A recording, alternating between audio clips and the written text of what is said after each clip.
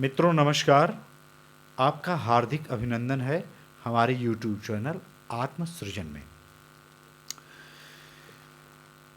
आइए प्रारंभ करते हैं श्रीमद् भगवद गीता के तीसरे अध्याय का महात्म्य। श्री भगवान कहते हैं, प्रिय, जन स्थान में एक जड नामक ब्राह्मण था जो कौशिक वंश में उत्पन्न हुआ था। उसने अपना जातीय धर्म छोड़कर बनिए की वृत्ति में मन लगाया। उसे पराई स्त्रियों के साथ व्यभिचार करने का व्यसन पड़ गया था। वह सदा जुआ खेलता, शराब पीता और शिकार खेलकर जीवों की हिंसा किया करता था। इसी प्रकार उसका समय बीतता था। धन नष्ट हो जाने पर वह व्यापार के लिए बहुत दूर उत्तर दिशा में चला गया। वहां से धन कमाकर घर की ओर लौटा। बहुत दूर तक का रास्ता उसने तय कर लिया था।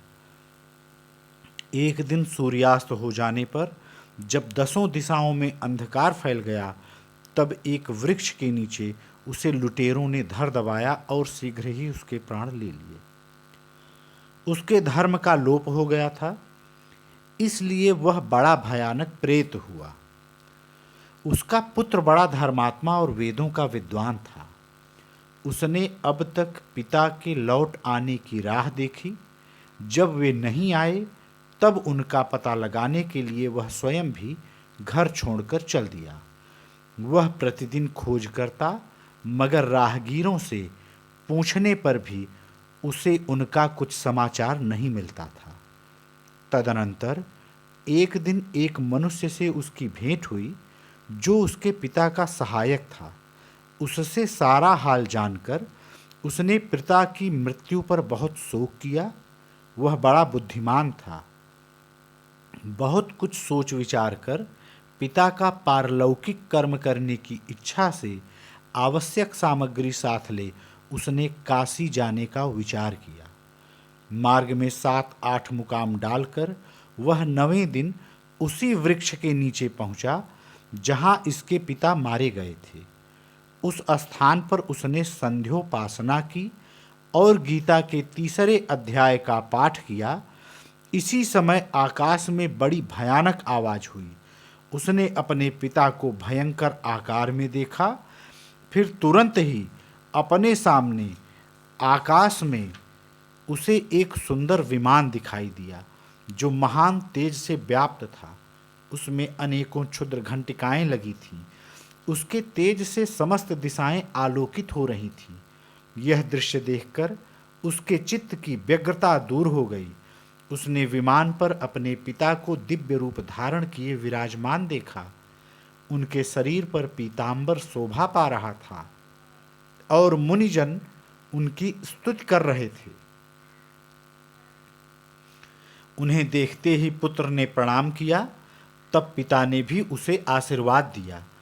तत्पश्चात उसने पिता से यह सारा वृत्तांत पूछा। उसके उत्तर में पिता ने सब बातें बताकर इस प्रकार कहना आरंभ किया, बेटा, दैववश मेरे निकट गीता के तृतीय अध्याय का पाठ करके तुमने इस शरीर के द्वारा किए हुए दुस्त्यज्य कर्म बंधन से मुझे छुड़ा दिया। अतः अब घर लौट जाओ, क्योंकि जिसके लिए तुम काशी जा रहे थे वह प्रयोजन इस समय तृतीय अध्याय के पाठ से ही सिद्ध हो गया है। पिता के यों कहने पर पुत्र ने पूछा, तात, मेरे हित का उपदेश कीजिए तथा और कोई कार्य जो मेरे लिए करने योग्य हो बतलाइए। तब पिता ने उससे कहा, अनघ, तुम्हें यही कार्य फिर करना है। मैंने जो कर्म किया है वही मेरे भाई ने भी किया था। इससे वे घोर नरक में पड़े हैं। उनका भी तुम्हें उद्धार करना चाहिए तथा मेरे कुल के और भी जितने लोग नरक में पड़े हैं उन सब का भी तुम्हारे द्वारा उद्धार हो जाना चाहिए। यही मेरा मनोरथ है बेटा। जिस साधन के द्वारा तुमने मुझे संकट से छुड़ाया है उसी का अनुष्ठान औरों के लिए भी करना उचित है। उसका अनुष्ठान करके उससे होने वाला पुण्य उन नारकी जीवों को संकल्प करके दे दो। इससे वे समस्त पूर्वज मेरी ही तरह यातना से मुक्त हो स्वल्प काल में ही श्री विष्णु के परम पद को प्राप्त हो जाएंगे। पिता का यह संदेश सुनकर पुत्र ने कहा, तात, यदि ऐसी बात है और आपकी भी ऐसी ही रुचि है तो मैं समस्त नारकी जीवों का नरक से उद्धार कर दूंगा। यह सुनकर उसके पिता बोले, बेटा, एवमस्तु, तुम्हारा कल्याण हो, मेरा अत्यंत प्रिय कार्य संपन्न हो गया। इस प्रकार पुत्र को आश्वासन देकर उसके पिता भगवान विष्णु के परम धाम को चले गए। तत्पश्चात वह भी लौटकर जन स्थान में आया और परम सुंदर भगवान श्री कृष्ण के मंदिर में उनके समक्ष बैठकर पिता के आदेशानुसार गीता के 3रे अध्याय का पाठ करने लगा। उसने नारकी जीवों का उद्धार करने की इच्छा से गीता पाठ जनित सारा पुण्य संकल्प करके दे दिया। इसी बीच में भगवान विष्णु के दूत यातना भोगने वाले नारकी जीवों को छुड़ाने के लिए यमराज के पास गए। यमराज ने नाना प्रकार के सत्कारों से उनका पूजन किया और कुशल पूछी। वे बोले, धर्मराज, हम लोगों के लिए सब ओर आनंद ही आनंद है। इस प्रकार सत्कार करके पितृलोक के सम्राट परम बुद्धिमान यम ने विष्णु दूतों से यमलोक में आने का कारण पूछा। तब विष्णु दूतों ने कहा, यमराज, शेष सैया पर शयन करने वाले भगवान विष्णु ने हम लोगों को आपके पास कुछ संदेश देने के लिए भेजा है। भगवान हम लोगों के मुख से आपकी कुशल पूछते हैं और यह आज्ञा देते हैं कि आप नरक में पड़े हुए समस्त प्राणियों को छोड़ दें।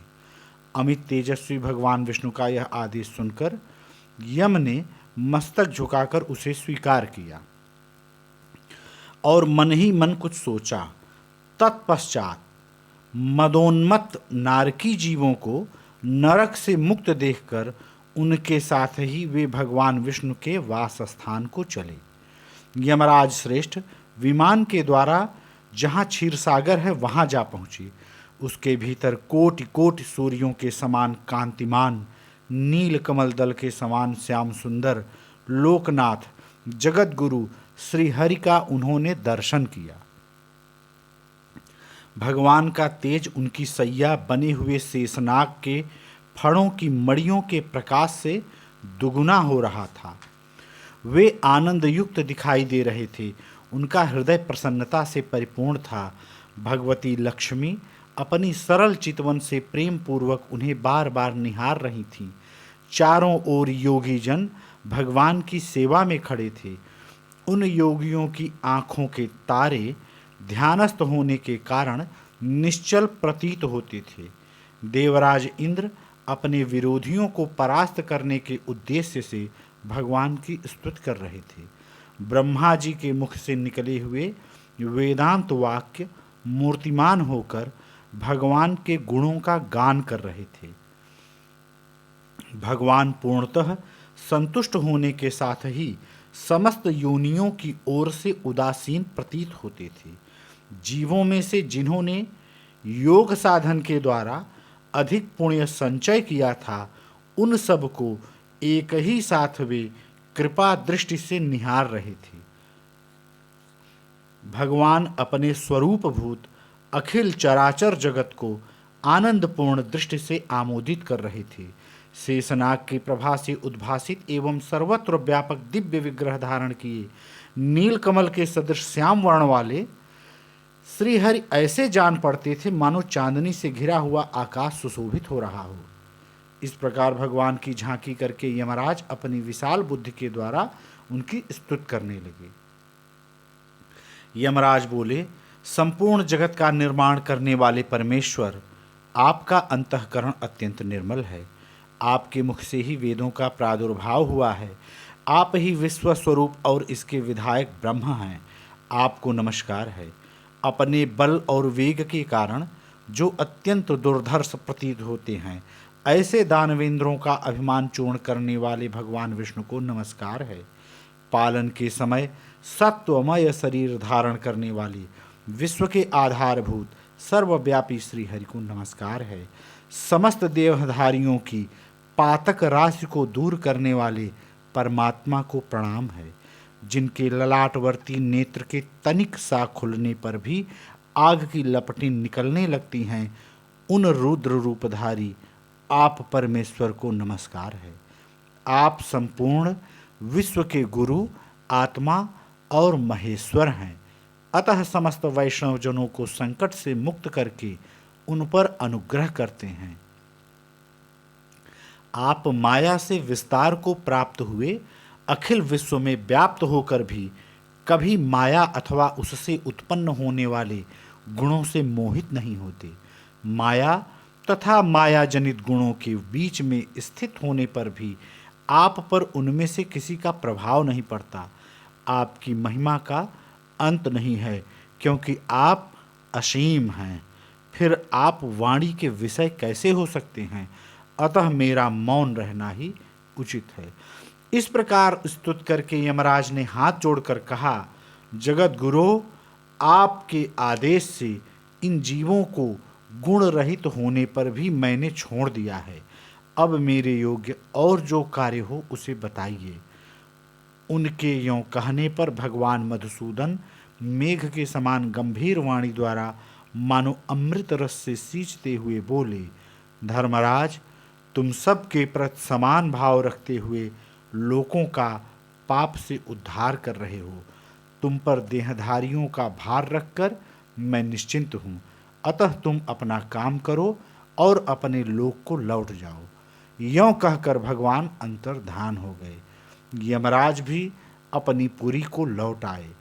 तब वह ब्राह्मण अपनी जाति के और समस्त नारकी जीवों का नरक से उद्धार करके स्वयं भी श्रेष्ठ विमान द्वारा श्री विष्णुधाम को चला गया।